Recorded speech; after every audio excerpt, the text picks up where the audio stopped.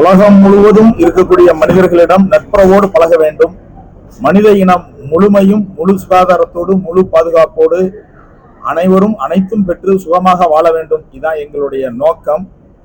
இன்று இந்த உலகை அச்சுறுத்தி கொண்டு இருக்கின்ற எய்ட்ஸ் முற்றிலுமாக மனித இனத்திலிருந்து ஒழிக்கப்பட வேண்டும் அப்படிங்கிற நோக்கத்தில் பல்வேறு விழிப்புணர்வு நிகழ்ச்சிகளை நாங்கள் தொடர்ந்து செய்து வருகிறோம்.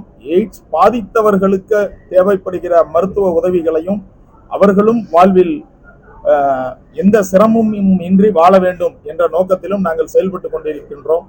இன்றைய முன்னெடுப்பு என்னன்னா, இளைய தலைமுறையிடம் இருந்து, அதுவும் கல்லூரி மாணவர்களிடமிருந்து இந்த விழிப்புணர்வு பிரச்சாரத்தை துவங்கினால் அது மனித இனத்தில் முழு வெற்றி பெறும். மனித இனத்திலிருந்தே முற்றிலுமாக HIV தொற்று அழித்து ஒழிக்கப்படும் என்ற நம்பிக்கை எங்களுக்கு இருக்கிறது. இன்று பல்வேறு கல்லூரிகள் மாணவர்கள் எய்ட்ஸ் விழிப்புணர்வு பாடல்கள், நடனங்கள் நடத்தி மக்களிடம் கொண்டு செல்கின்ற பணியை துவக்கி இருக்கிறோம். இதில் முழு வெற்றி பெறுவோம் என்ற நம்பிக்கை இருக்கிறது.